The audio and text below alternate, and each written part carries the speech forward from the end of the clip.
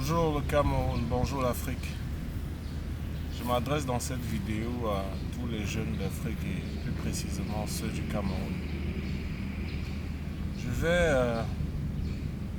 Je vais parler du banga, comme on appelle communément au Cameroun, ou cannabis ou encore chanvre indien. Certains appellent MJ.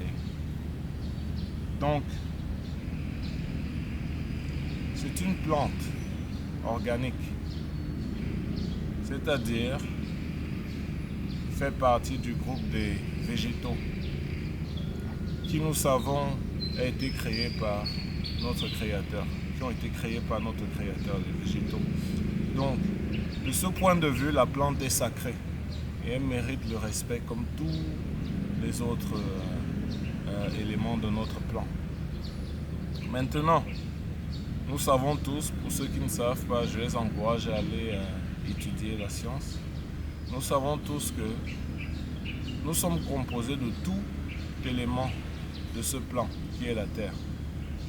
Ça veut dire que il y a compatibilité entre nous et tous les éléments de la Terre. Il y a une certaine compatibilité. Donc tous ces éléments qui sont autour de nous ont quelque chose, un message pour nous. Donc, en ce qui concerne le banga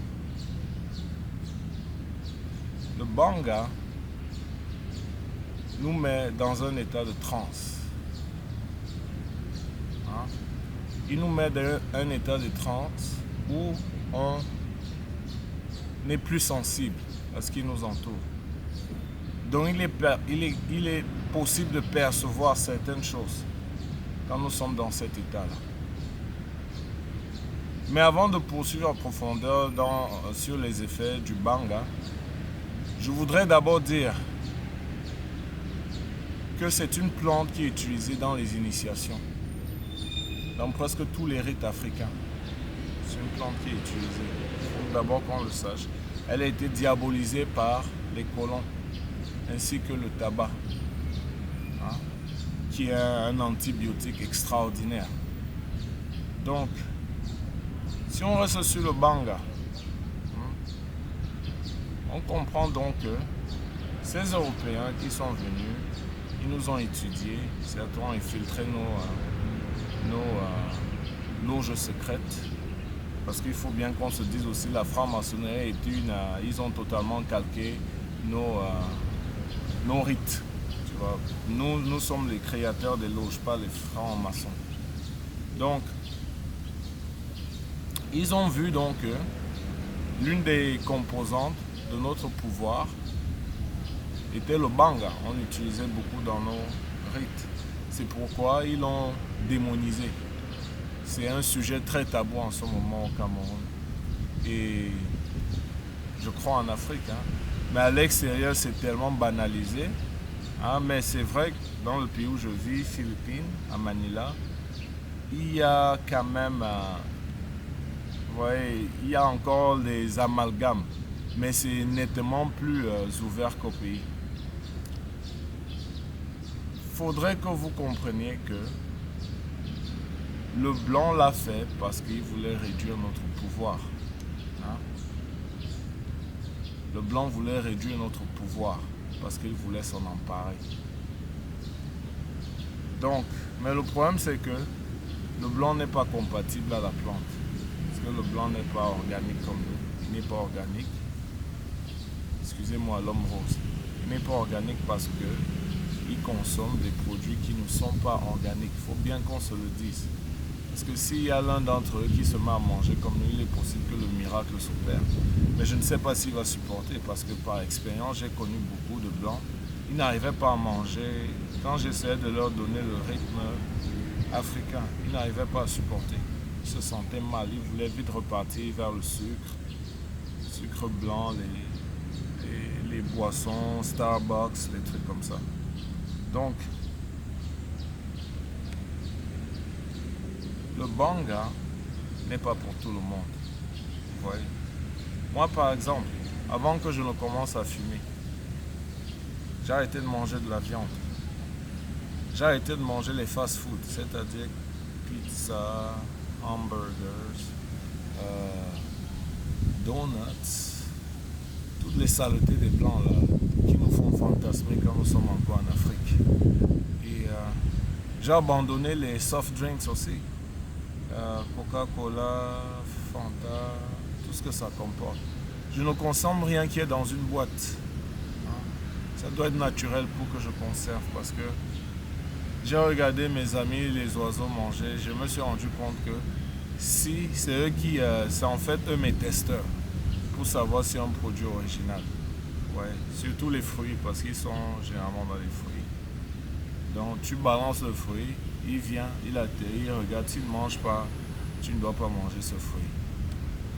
Donc j'ai dû arrêter la viande, je ne mange pas les crevettes, je ne bois pas d'alcool, je ne fume pas de cigarettes, je n'écoute même plus la musique étrangère à ce point.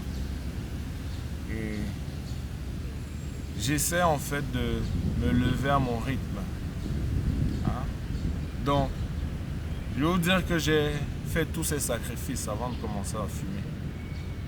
Parce que tu n'as pas envie d'avoir quelque chose qui n'est pas organique en toi quand tu fumes. Parce que ce qui va se passer, la fumée va accentuer.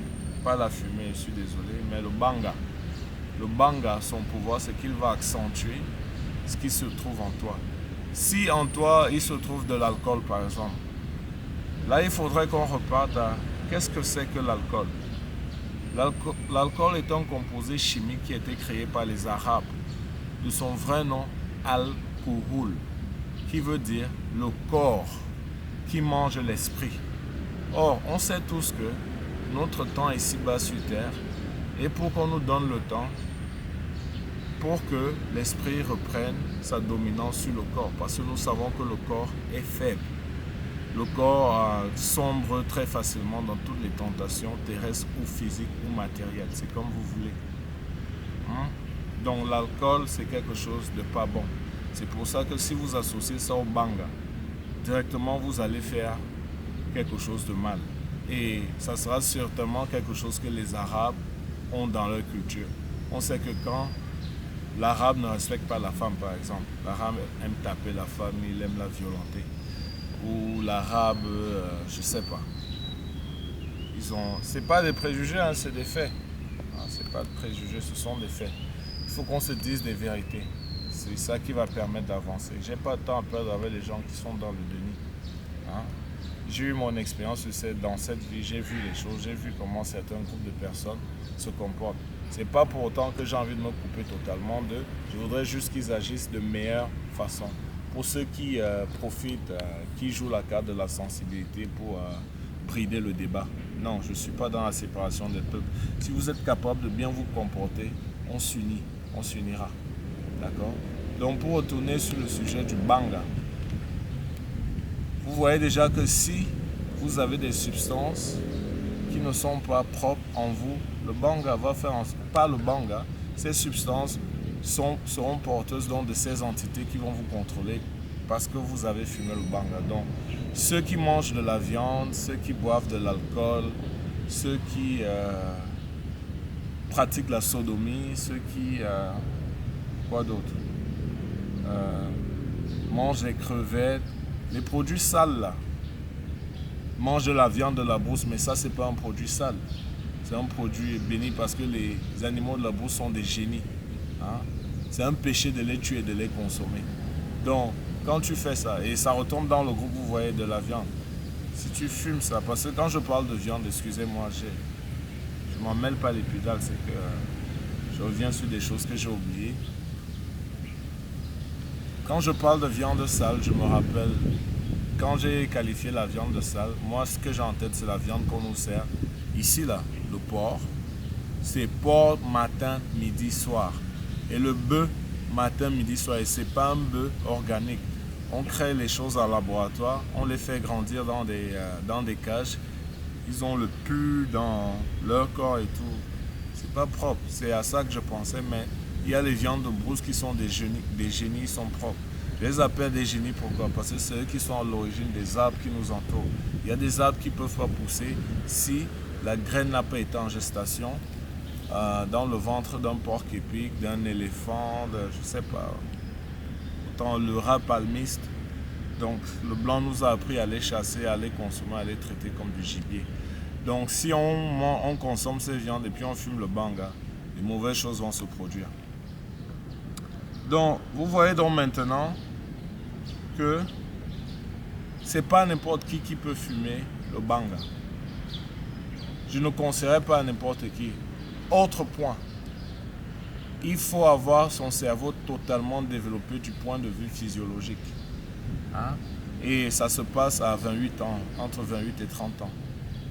Donc si vous êtes plus jeune que ça, il est possible parce que l'être humain évolue. Je vois les jeunes d'aujourd'hui, moi, tel que je vois la chose, hein, parce que quand je dis 28, 30 ans, ça c'est tel que les anciens le disaient. Mais comme nous sommes toujours des versions évoluées, du point de vue physiologique, hein, je crois que on peut tenir un peu mieux qu'avant. Donc là, je pense qu'à 25 ans, c'est déjà possible. Un jeune Africain peut fumer le banga à 25 ans. Mais comme j'ai dit, il faudrait déjà avoir développé son cerveau.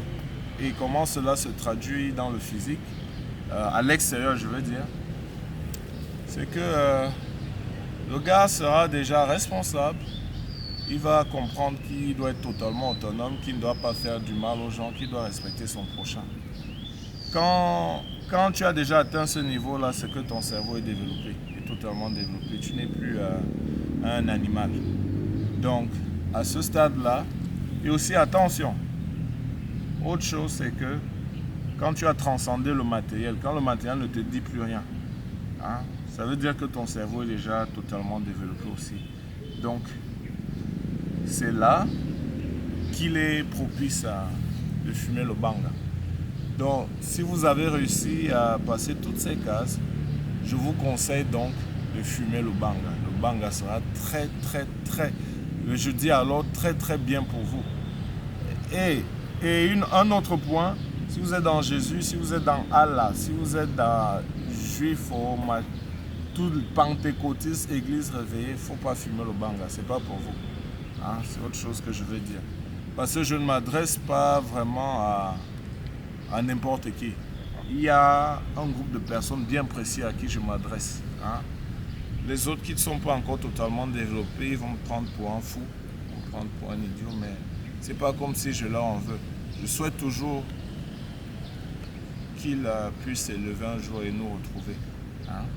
Il n'y a pas de haine dans tout ça, parce que l'Afrique, on se lèvera tous ensemble. Hein. Nous sommes un groupe de personnes qui évoluent ensemble. C'est jamais chacun pour soi, comme on peut l'observer en Occident. Donc, le banga est une plante sacrée. Si on remplit toutes les conditions qui précèdent sa consommation, c'est vraiment très, très, très, très important de se retourner vers cette plante parce qu'elle va nous aider à décoder la nature. Et la nature qui est le livre ultime, qui est le livre qui cache tous les secrets, la vérité. Rien n'a été touché, modifié par l'homme quand on observe la nature. Ok mes frères, j'espère que cette vidéo aidera un maximum de personnes possible parce qu'on vit la fin des temps. Hein? Il est temps que les choses retournent à l'ordre. Que Zamba vous bénisse.